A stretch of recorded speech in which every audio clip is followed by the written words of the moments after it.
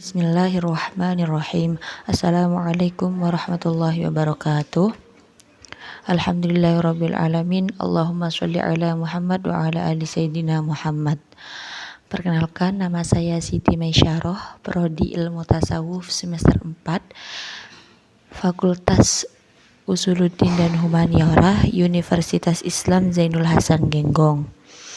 Di sini saya ingin melakukan tugas kajian teks mata kuliah kajian teks ilmu tasawuf dari dosen pengampu kami, yakni Ustadzah Sofiatun Nikmah. Di sini saya akan menjelaskan sejarah perkembangan ilmu filologi. Apa itu yang dinamakan ilmu filologi? Ilmu filologi adalah ilmu yang mempelajari perkembangan kebudayaan suatu bangsa yang meliputi bahasa, sastra, seni, dan lain-lainnya. Perkembangan tersebut dipelajari melalui hasil budaya manusia pada masa lampau berupa manuskrip-manuskrip kuno yang kemudian diteliti, ditelaah, difahami, dan ditafsirkan. Ilmu filologi juga berakar pada kebudayaan Yunani kuno, yang mana kebudayaan Yunani kuno adalah salah satu dasar pemikiran yang sangat besar pengaruhnya dalam kehidupan masyarakat barat pada umumnya. Dapat didefinisikan bahwa ilmu filologi Yunani kuno merupakan ilmu yang penting untuk menyajikan kebudayaan Yunani lama yang hingga abad ini tetap berperan dalam memperluas dan memperdalam pengetahuan mengenai sumber dari segala ilmu pengetahuan. Kebudayaan Yunani kuno tidak hanya berpengaruh di dunia barat saja, akan tetapi berpengaruh juga di bagian dunia yang lain seperti kawasan Timur Tengah, Asia Tenggara, serta kawasan Nusantara pun juga berpengaruh di sana. Pada awal kegiatan ilmu filologi itu terdapat di kota Iskandariah pada abad ketiga sebelum Masehi. Di sana terdapat pusat ilmu pengetahuan, yang mana di tempat itu banyak dilakukan telaah naskah-naskah lama oleh para ahli yang bekerja di tempat tersebut. Mereka itu ada yang berasal dari sekitar Laut Tengah, terutama bahasa Yunani sendiri dari daratan Eropa Selatan. Pusat studi itu seperti perpustakaan yang menyimpan sejumlah besar naskah berupa papirus yang bergulung, yang berisi berbagai ilmu pengetahuan seperti ilmu filsafat, kedokteran, perbintangan ilmu sastra, dan karya sastra, atau juga ilmu hukum dan lain sebagainya milik bangsa Yunani lama. Para penggarap naskah-naskah ini kemudian dikenal dengan ahli filologi. Yang pertama-tama memakai nama itu adalah Eratosthenes. Metode yang mereka pakai itu memperbaiki huruf dan bacaan, ejaan, bahasanya, tata tulisannya, kemudian menyuntingnya dalam keadaan yang mudah dibaca. Para ahli filologi pada waktu itu ya benar-benar memiliki ilmu yang sangat luas. Kalau tidak, mereka tidak akan bisa menelaah naskah-naskah lama Yunani lama tersebut. Karena itu mereka harus memiliki ilmu yang luas untuk bisa memahami isi teks itu, untuk bisa mengenal hurufnya, bahasanya, dan ilmu yang dikandung dalam naskah tersebut. Setelah dapat membaca dan memahami isinya, mereka lalu menulisnya kembali dalam huruf yang digunakan pada waktu itu dan bahasa yang dipakai pada waktu itu juga, sehingga kebudayaan Yunani kuno yang memiliki nilai luhur itu dapat dikenal oleh masyarakat pada waktu itu. Di samping untuk tujuan penggalian ilmu pengetahuan Yunani kuno, kegiatan filologi juga sebagai kegiatan perdagangan. Untuk tujuan ini, penyalinan naskah biasanya dilakukan oleh para budak belian yang pada waktu itu masih banyak dan mudah dikerahkan. Dengan cara demikian, mudah sekali terjadi penyimpangan dari bahan yang disalin, karena penyalinan tidak memiliki kesadaran terhadap nilai keuntikan naskah lama. Hasil penyalinan ini kemudian diperdagangkan di sekitar Laut Tengah. Salin menyalin naskah dengan tangan mudah untuk menimbulkan bacaan yang rusak atau korup karena ketidaksengajaan atau karena penyalin bukan ahli dalam ilmu yang ditulis dalam naskah tersebut, atau mungkin juga karena keteledoran penyalin. Kegiatan filologi di Iskandariyah makin ramai, makin banyak yang berminat dalam bidang ini sampai jatuhnya daerah Iskandariyah ke tangan bangsa Romawi pada abad ke-1 sebelum Masehi. Sesudah Iskandaria itu jatuh ke dalam kekuasaan kerajaan Romawi, kegiatan filologi berpindah ke Eropa Selatan yang berpusat di kota Roma. Perkembangan ini berkelanjutan hingga pecahnya kerajaan Romawi pada abad keempat. Menjadilah Romawi Barat dan Romawi Timur. Peristiwa itu mempengaruhi perkembangan filologi selanjutnya. Meskipun begitu, di Romawi Barat, kegiatan filologinya itu tetap mengikuti kegiatan filologi Yunani pada abad ketiga sebelum Masehi, yaitu penggarapan naskah dalam bahasa Latin yang sudah digarap secara filologi sejak abad ketiga sebelum Masehi. Bentuk naskah Latin itu berupa puisi dan prosa yang banyak mewarnai dunia pendidikan di Eropa pada abad-abad selanjutnya. Tradisi ini dikembangkan di kerajaan Romawi Barat dan bahasa Latin menjadi bahasa ilmu pengetahuan. Sejak terjadi kristenisasi di Eropa, kegiatan filologi digunakan untuk kepentingan agama saja dan naskah-naskah Yunani lama ditinggalkan karena dianggap jahiliyah. Sejak abad keempat mulai digunakan kodeks atau bentuk buku, jadi naskahnya itu dibentuk seperti buku. Menggunakan bahan kulit binatang yang lebih awet daripada papirus dan lebih mudah dibaca karena telah dilengkapi dengan nomor halamannya. Pada waktu telaah teks Yunani lama tampak mundur di Romawi Barat, maka di Romawi Timur mulai muncul pusat-pusat studi teks Yunani, misalnya di Antioch, Athena, Iskandaria, Beirut, Konstantinopel, dan Gaza, yang masing-masing merupakan pusat studi dalam bidang tertentu. Seperti Iskandaria menjadi pusat studi bidang filsafat Aristoteles, Beirut pada bidang hukum. Pusat-pusat studi ini selanjutnya berkembang menjadi perguruan tinggi, ialah lembaga yang menghasilkan tenaga ahli dalam bahasa pemerintah, pendidikan, dan administrasi. Dalam metode ini muncul kebiasaan menulis tafsir terhadap isi naskah pada tepi halaman. Catatan demikian itu disebut shodia.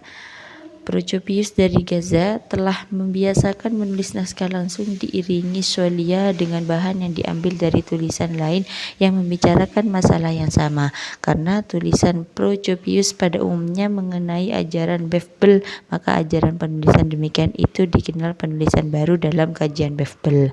Pada saat telaah teks Yunani berkembang di Romawi Timur, dirasakan kurangnya ahli yang melakukan kegiatan itu untuk mendapatkan tenaga-tenaga filologi. Naskah yang dipandang penting diajarkan di perguruan tinggi, maka muncullah mimbar-mimbar kuliah filologi di berbagai perguruan tinggi.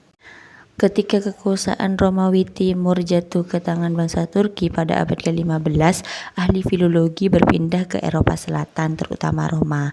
Di sana mereka menjadi pengajar, penyalin naskah atau penerjemah teks Yunani dalam bahasa Latin. Penemuan mesin cetak oleh Gutenberg pada abad ke-15 juga mempengaruhi perkembangan filologi. Kemudahan penyalin naskah dan kebutuhan naskah yang semakin meningkat dari perguruan tinggi meningkatkan perkembangan filologi. Filologi juga digunakan untuk kepentingan telaah ilmu agama. Dalam perkembangannya, filologi sempat digunakan untuk mengkaji naskah non-klasik. Hasilnya, pengertian filologi menjadi kabur dengan ilmu bahasa. Mulai abad ke-19, ilmu bahasa itu berdiri sendiri menjadi linguistik dan filologi mendapat pengertian aslinya kembali. Pada zaman dinasti Abbasiyah, pada dalam pemerintahan Khalifah Mansur, Harun al-Rasyid, dan Ma'mun, studi naskah dan ilmu pengetahuan Yunani makin berkembang dan puncak perkembangannya itu dalam pemerintahan Ma'mun.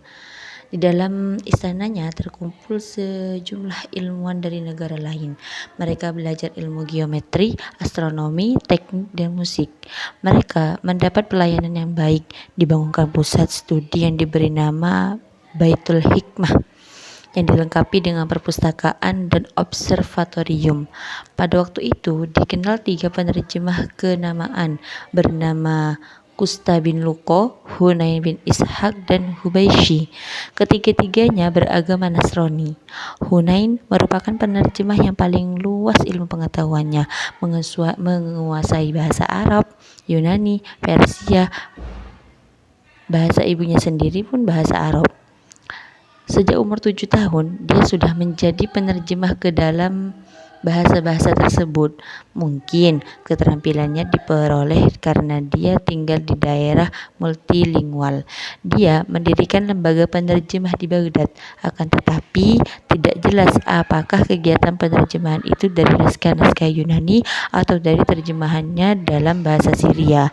Di waktu itu masih banyak tersimpan di daerahnya naskah-naskah Yunani, dan Hunain sendiri rajin mencari naskah-naskah lama Yunani sampai ke Mesir, Syria, Palestina, dan Mesopotamia. Hunain menyusun daftar naskah Yunani yang telah diterjemahkan ke dalam bahasa Syria dan Arab, disertai nama para penerjemahnya dan untuk siapa naskah itu diterjemahkan. Di samping itu, Hunain juga menyertakan kritik Hunain terhadap hasil terjemahan orang lain sangat tajam.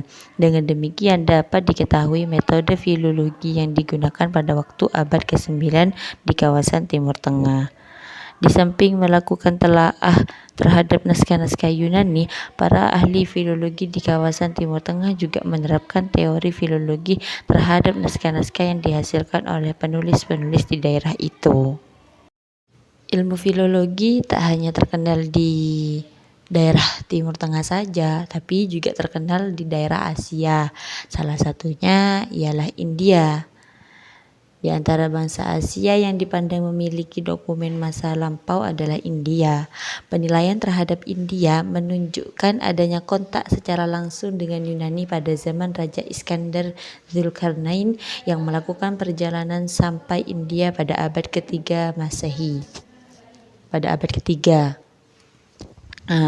Terlihat adanya perpaduan dengan kebudayaan Yunani pada bentuk patung dan nilai-nilai ilmunya.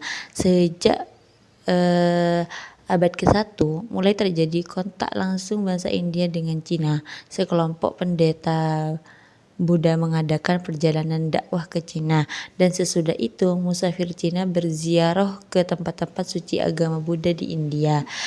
Dalam perjalanan itu, mereka sempat menerjemahkan naskah-naskah India ke dalam bahasa Cina. Bahkan ada ringkasan 8 bab ilmu kedokteran India dalam bahasa Cina. Kontak antara bangsa India dengan Timur Tengah mungkin terjadi sejak awal sebelum bertemu dengan bangsa lain.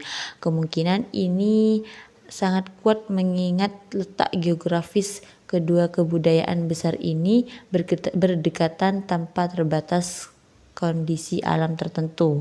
Sayangnya, belum didapati keterangan yang memadai dari sedikit dokumen yang menunjukkan kontak antara keduanya.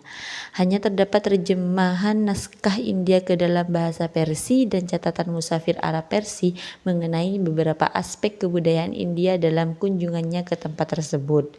Naskah India yang dipandang paling tua berupa kesusastraan Weda ialah kitab suci agama Hindu yang disusun mungkin pada abad ke-6 sebelum Masehi.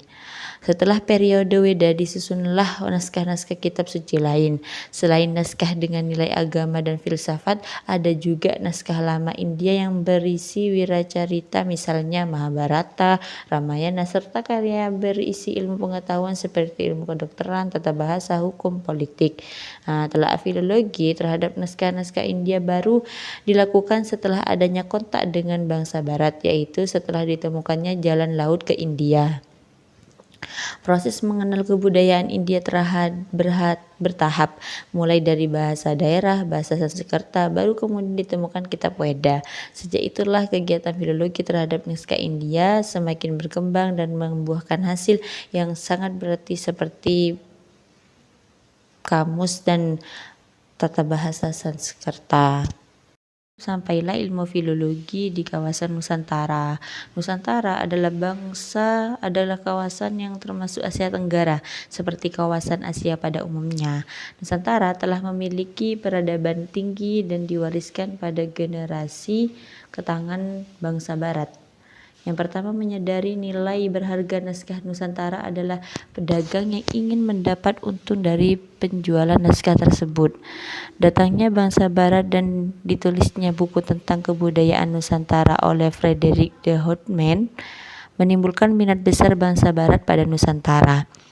Ya, walaupun terdapat beragam suku dengan bahasa yang berbeda, namun untuk mendekati bangsa ini, langkah pertama yang diperlukan adalah kemampuan bahasa Melayu.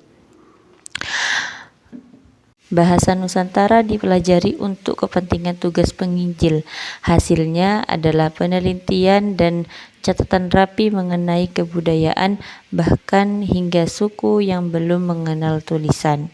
Karena keterbatasan tenaga,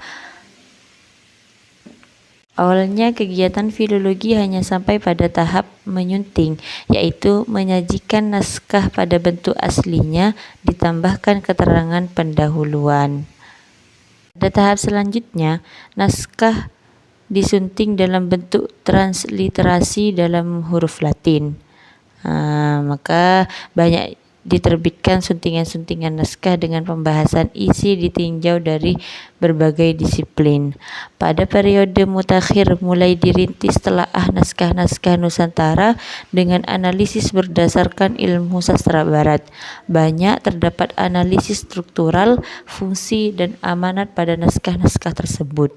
Besarnya minat dan kesempatan pada masa-masa selanjutnya mendorong terbitnya Kamus Bahasa-Bahasa Nusantara.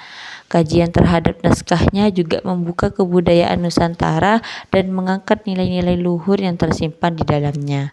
Sedangkan dari Indonesia sendiri, tokoh pribumi yang diakui sebagai ahli filologi adalah Husein Jayadiningrat dengan penelitian mengenai sejarah Banten.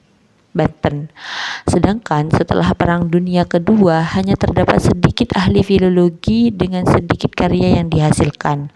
Selanjutnya, setelah perginya nama-nama besar RMNG Purbatjaraka dan Profesor R. Raden Prijana, ahli filologi sangat sulit ditemukan. Usaha mencari karya filologi dari bangsa sendiri bisa dibilang sia-sia. Belum dapat ditemukan sumbangan yang berarti dalam bidang filologi dari dua universitas tertua di Indonesia, yaitu UI dan UGM.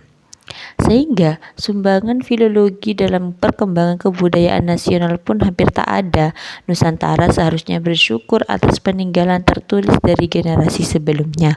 Untuk itu diperlukan kajian filologi yang memadai sehingga dapat digunakan untuk mengetahui kebudayaan dan sejarah kehidupan sebelumnya. Sebenarnya kajian filologi akan sangat berguna juga karena dapat digunakan dalam bidang ilmu lain. Sayangnya kajian filologi saat ini belum terlihat hasil yang berarti. Bila saja ilmu filologi dilengkapi dengan ilmu sosial lainnya seperti arkeologi maupun antropologi, tentu akan didapati hasil yang lebih baik lagi. Mungkin cukup itu yang bisa saya sampaikan, kurang lebihnya mohon maaf. Wassalamualaikum warahmatullahi wabarakatuh.